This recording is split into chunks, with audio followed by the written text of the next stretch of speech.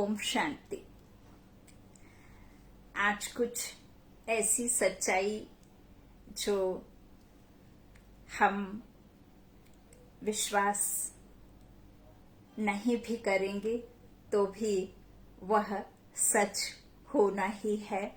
इसीलिए यदि आपके मन में कोई संकल्प आता है जिसमें क्वेश्चन मार्क हो तो उस क्वेश्चन मार्क को आप हटाने के लिए फिर उस समय का आपको वेट करना पड़ेगा, क्योंकि हमारे आपके चाहने ना चाहने से ये जो आधार हैं वो ऐसे ही रहने वाले नहीं हैं।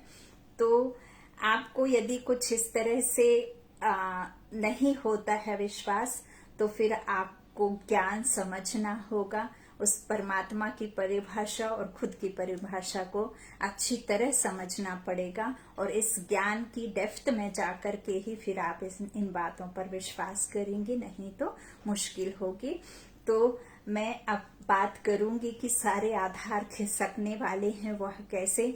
तो देखिए, अभी भगवान आया हुआ है सन 2036 टू 37 2036 से 37 में भयंकर एटॉमिक युद्ध होगा, कल्पांत हो जाएगा, सतयुग स्टार्ट हो जाएगा, क्योंकि ये विश्व परिवर्तन का जो कहना चाहिए युग है, संगम युग है, ये महापरिवर्तन है। इसे चाहे आप महाविनाश कहें या कुछ भी समझें, लेकिन ये महापरिवर्तन जो संगम चल रहा है ये है, हो रहा है और गुप्त रीति से चल रहा है कार्य। आध्यात्मिक विश्वविद्यालय के अंतर्गत स्वर्ग की स्थापना गुप्त रूप में हो रही है। आप भी सृष्टि में आए हुए भगवान को पहचान कर राजयोग सीखिए। अब से लेकर 2036 तक सारे ही आधार खिसकने वाले हैं। और आपको एक फनी बात बोलती हूँ। मेरा छोटा बेटा एक दिन नेट पे बैठा हुआ था और वो नेट पे कैलेंडर खोल करके बैठा हुआ था और वो सारे कैलेंडर को आगे आगे करके देख रहा था। बहुत पहले की बात है, अभी तो वो 9 इयर्स का हो गया, वो करीब बहुत छोटा था तब की बात है। वो कैलेंडर देख रहा था नेट पे और सरकाते जा रहा था और बोल रहा था, मम्मा 2037 के बाद में तो कुछ दिखा ही नहीं रहा है। तो अब मुझे तो बाबा का थोड़ा नॉलेज है, तो मैंने तो समझ लिया कि अब 111 आने वाला है। लेकिन अब बच्चे को तो नहीं डरा सकते हैं कि ये दुनिया ही परिवर्तन होने वाली है, या उनके दिमाग में अभी से ऐसा डर तो नहीं बिठा सकते हैं। इसीलिए मैंने उस बात को अवॉइड किया। लेकिन देखिए, उस बच्चे के मन में आया कि कैलेंडर जो है 2040 का शो ही नहीं हो रहा है, क्योंकि 2040 तक तो ये जो है हमारा वापस 111 शुरू होने वाला है। आप सभी भाई बहन जानते होंगे, बाबा के बच्चे तो बहुत अच्छी रीति समझते होंगे। तो देखिए, ये जो है अब से लेकर 2036 तक सारे ही आधार खिसकने वाले हैं, ये सच्चाई है। बैंक बैलेंस का आधार, बैंकें फेल हो जाएंगी, भूकंप के झटकों से इंटरनेट फेल हो जाएगा, अकाउंट में पैसा ही नहीं दिखेगा। और सरकार का आधार, सभी देशों की सरकारें फेल हो जाएंगी, अंत में मिलिट्री शासन लग जाएगा, मार्शल लॉ लग जाएगा, जिसका मार्शल शंकर होगा। और शंकर से आप समझ सकते हैं, शंकर जो है वो विनाश कराता है। तो ये भाषा में शंकर मार्शल जो है वो स्टार्ट हो जाएगा। रिश्तेदारों, सगे संबंधियों का आधार, सब धोखा दे जाएंगे, कोई किसी का साथ नहीं देगा। और इसका प्रमाण आपने अभी ही देख लिया है। कोरोना ने यह सिद्ध कर दिया है कि संबंधी रिश्तेदार कोई भी काम में नहीं आते हैं, और आगे चलकर तो और ही आपको इसके प्रैक्टिकल रिजल्ट दिखेंगे, प्रमाण दिखेंगे। नगद टुटपुंजिया धन का आधार, नोटों की गड्डियां सड़कों पर पड़ी रहेंगी, कोई नहीं उठावेगा, मुद्रा फेल हो जाएगी, लोग पानी की बूंद बूंद के लिए तरसेंगे। ये डराने की बात नहीं है, ये हुआ है सो होना है। अनाज के कण कण के लिए तरसेंगे। कल कारखानों का आधार, कल कारखानों का जो आधार है वो कुछ इस तरह से बंद हो जाएंगे, सारे धंधे चौपट हो जाएंगे, सिर्फ एक धंधा चलेगा, वो धंधा है ईश्वरीय धंधा। बस मनुष्य गुरुओं का आधार, सारे मनुष्य गुरु झूठे साबित हो जाएंगे, एक ही सच्चा सतगुरु होगा जो सबको जीवन मुक्ति और मुक्ति देगा। मुक्ति जीवन मुक्ति वो एक सत्य पिता, सत्य गुरु, सत्य ज्ञान और सत्य रास्ता और सही रीति समझाकर जो समझ रहे हैं उन्हें यह सब भली भांति पता है, तो वही सबको मुक्ति जीवन मुक्ति देगा। इस संसार की सारी मनुष्य आत्माओं को, चाहे वो महात्मा हो, धर्मात्मा हो, परमात्मा के सिवाय कोई किसी का सदगति दाता हो ही नहीं सकता। धार्मिक स्थानों का आधार, जब सत्य भगवान प्रत्यक्ष हो जाएगा तो सारे ही मंदिर, मस्जिद, गुरुद्वारे चलने लगे पड़ेंगे, कोई पूजा वाला अथवा नमाज पढ़ने वाला नहीं मिलेगा। पार्टियों का आधार, सभी पार्टियां अत्यंत दूषित हो जाएंगी, कोई को किसी पर विश्वास नहीं होगा। नौकरियों का आधार, सभी नौकरियां बंद हो जाएंगी क्योंकि गवर्नमेंट 75% टैक्स लगा देगी और इसमें गवर्नमेंट का कोई दोष नहीं है। ये जो चल रहा है ये ड्रामा बना बनाया है, जो हूबहू रिपीट उसे होना ही है। निमित्त किसी न किसी को बनना है क्योंकि महापरिवर्तन होना है। तो इसमें जिस आत्मा का जो रोल है वो आत्मा वो रोल यहाँ आकर के इस रंगमंच पर इस तन को लेकर के वो अपना रोल पार्ट बजा रही है, इसीलिए किसी भी आत्मा का इसमें कोई दोष नहीं है। उसका ड्रामा भी, उसका एक्ट भी आपको साक्षी होकर देखना होगा, आपको हर एक बात को एक्सेप्ट करना होगा, तभी आप आगे आने वाले जीवन में सही रीति अपने को चला पाएंगे। तो इसीलिए ये कोई पॉइंट्स समझकर सुनकर इनको आपको यूं ही भुला नहीं देना है, ये रियलिटी है, इसे एक्सेप्ट करना है। अब अनाज के गोदामों का आधार, भूखी जनता जिहाद छेड़ देगी, सब कुछ लूट लिया जाएगा क्योंकि विनाश के पहले 3 वर्ष, विनाश के पहले 3 साल 4 वर्षों का भयंकर अकाल पड़ेगा। जमीन जायदाद का आधार, जिनके पास आज अरबों खरबों की जमीन है वह जमीन अत्यंत सस्ती हो जाएगी। जमीन का कोई भी जो है लेवाल नहीं रहेगा, कोई भी लेने वाला खरीदार नहीं रहेगा। और बहुत सही भाई जी, क्योंकि जिसको ये नॉलेज है परमात्मा का, जिनको इस आध्यात्म से जो भी जुड़े हैं उनके लिए हर एक ड्रामा बिल्कुल कल्याणकारी है और हर एक आत्मा के लिए कल्याणकारी है। यदि हम हर एक ड्रामा को हाय हाय करके लेंगे तो आपके हमारे हाय हाय करने से कुछ नहीं होगा, जो होना होगा सो वो होगा, चाहे आप इस मुस्कान के साथ उसे एक्सेप्ट करें और चाहे दुख के साथ या रोग आकर के एक्सेप्ट करें, उसे एक्सेप्ट करना ही होगा, है ना।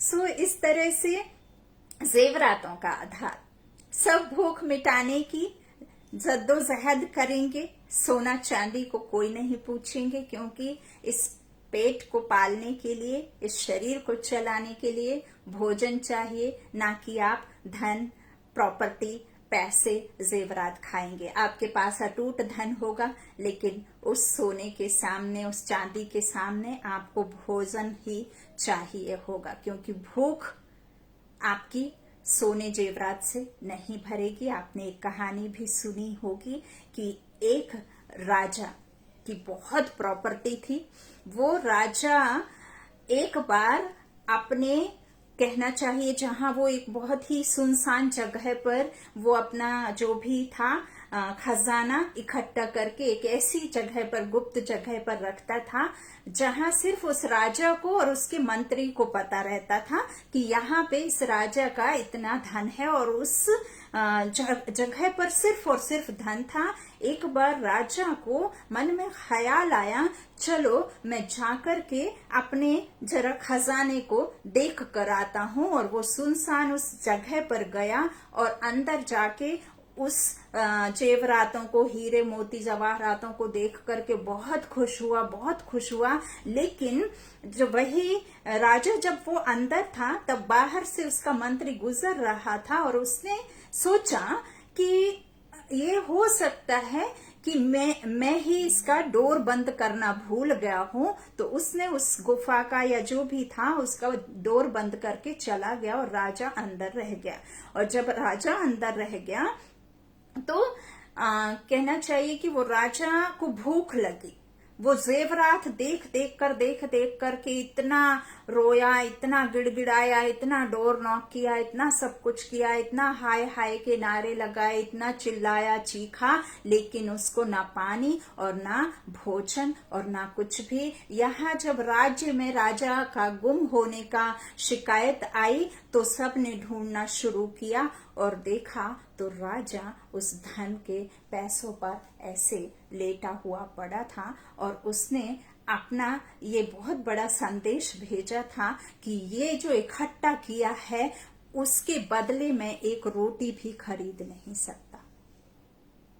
इतना मजबूर था वो कि भूख से तड़प तड़प के, चिल्ला चिल्ला के मर गया। उसने हीरे जवाहरातों से खाने की मांग की, लेकिन किसी ने उसे खाने को नहीं दिया।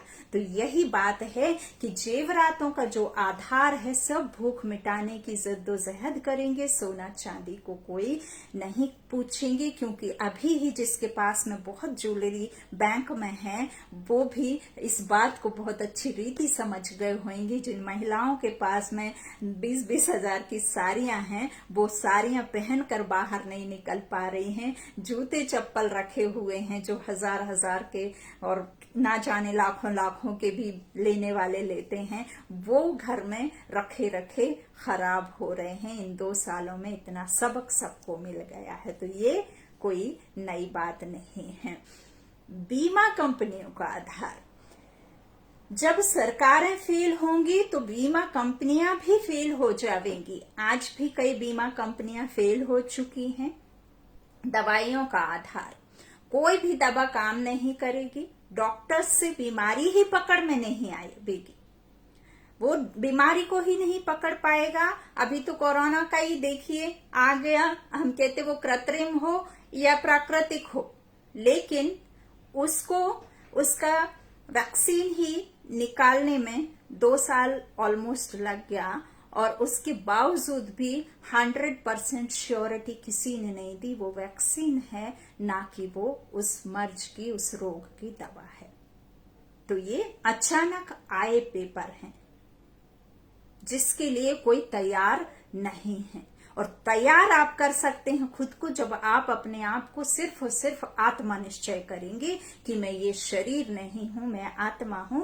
ये शरीर तो विनाशी है, आज नहीं तो कब इसको छूटना ही है। मैं अजर अमर अविनाशी आत्मा परमात्मा की संतान हूं।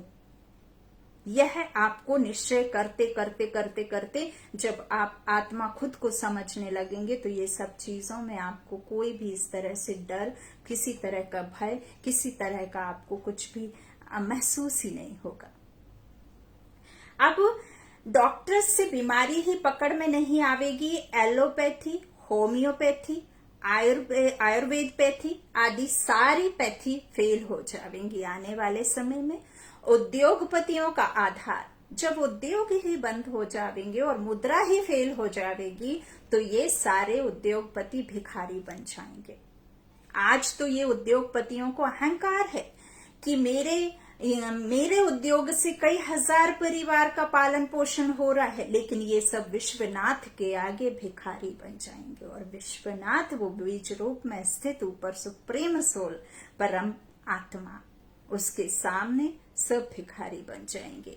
चांद पर घर बनाने का आधार, शिव बाबा ने मुरली में बताया है कि चंद्रमा पृथ्वी माँ की गोदी में समा जाएगा, प्रशांत महासागर में आ जाएगा, तो वैज्ञानिकों का वो स्वप्न भी पूरा नहीं हो सकेगा।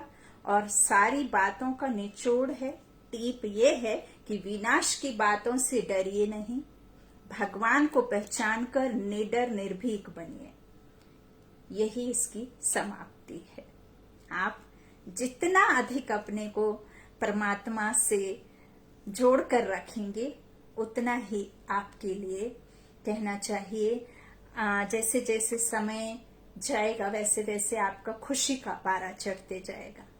तो यह समय होने वाला है। और जो भी बाहर हैं, यूं तो कहना नहीं चाहिए, बाबा ने कई बार मुरली में कह दिया ऑलरेडी, जो सुनते होंगे भाई लोग, वो भाई बहनें, उनको सब पता ही होगा। बाबा ने ये भी कहा है मुरली में कि जो बच्चे अपने शरीर निर्वाह के लिए बाहर हैं, विदेशों में हैं, जैसे मैं भी विदेश में बैठी हूँ, तो मैं खुद ही 2 साल से पता ही नहीं चल रहा है, जाना नहीं हो पा रहा है।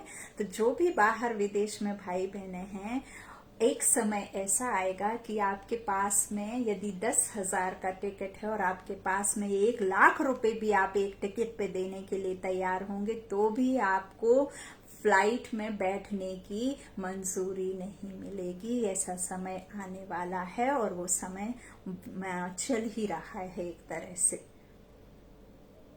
तो ऐसे में मैं कहती हूँ, मेरा कहना ये है कि जो भी बाहर हैं, ज्यादातर कोशिश करें कि अपना जो भी है, अब जितना कमा लिया उसमें आप खुश रहिए, जितना आपके पास है उसमें संतुष्ट हो करके कोशिश कीजिए कि अपने अपने सगे संबंधियों के पास या अपनी जन्मभूमि या भारत भूमि या जो भी कह लें, जैसा भी आप समझें, वहां वापस आने की कोशिश करें, बजाय इसके कि मैं अभी 10 साल 20 साल 30 साल रह लूंगा और अधिक धन कमा लूंगा।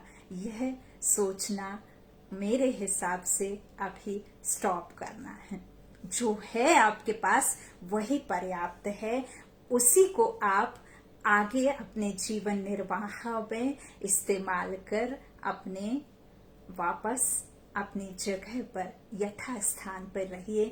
कम से कम ऐसी प्राकृतिक आपदाओं के समय में आप अपनों के पास में तो रहेंगे, कम से कम आपके अंदर में वो दुख तो नहीं रहेगा कि मैं अपने परिवार से दूर रहकर इतनी मतलब इस तरह से मेरे साथ में हुआ। तो बात को समझें या माने, तो जिसके भी साथी हैं, संगी हैं, रिलेटिव हैं, अपने सगे बच्चे हैं, तो उनके लिए आप बाबा से कहिए कि बाबा उनको सही समय पर वापस अपनी जगह पर, अपने सेफ प्लेस में बुला करके बिठा दें, क्योंकि जो चाहिए था अब वो कमा लिया।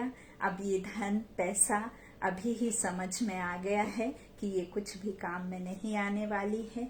अभी ही देखिए, जो हम ऑक्सीजन इस प्रकृति से लेते हैं हर क्षण हर पल, उसके ही मनुष्य आत्माओं ने लाखों से चुकाए हैं कीमत, लेकिन उसके बावजूद भी वो वापस नहीं आए हैं।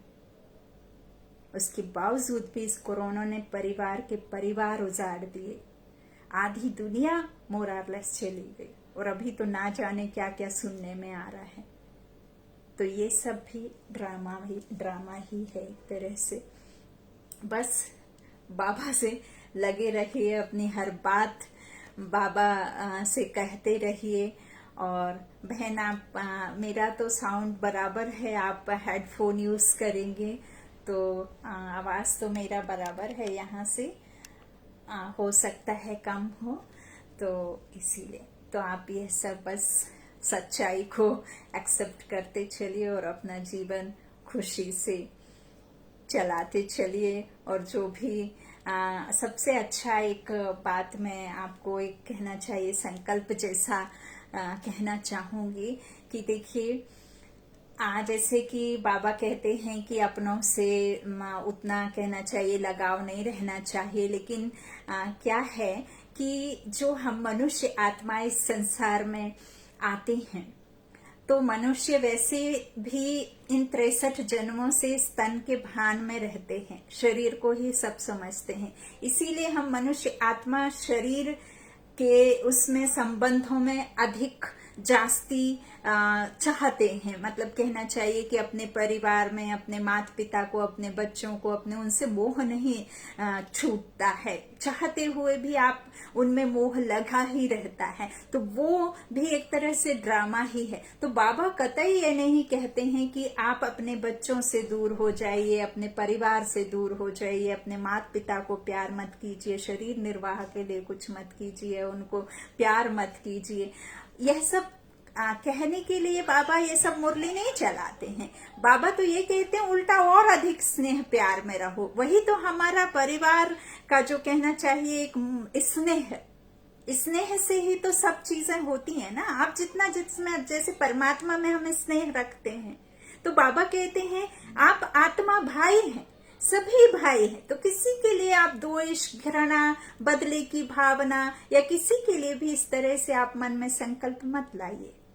यही तो बाबा हमें बदली होने कह रहे हैं ना। हम किसी से इस तरह का जो बात करते हैं तो उस तरह से है ना।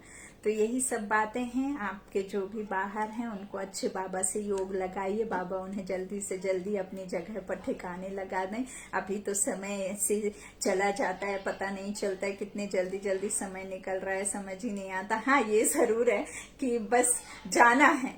ऐसा तो है नहीं कि किसी को यहाँ लाखों वर्ष की आयु मिली हो तो रहना है, जाना ही तो है।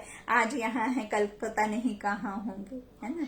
तो ये सब चीजें जो है बाबा हम सबको बताते हैं, सच्चाई से रूबरू कराते हैं। अब उस सच्चाई को आपको कैसे मानना है, कैसे उसे जानना है, कैसे एक्सेप्ट करना है या नहीं करना है, विश्वास करना है या नहीं करना है, वो अपनी अपनी बातें हैं, है ना। ओम शांति, ओम शांति।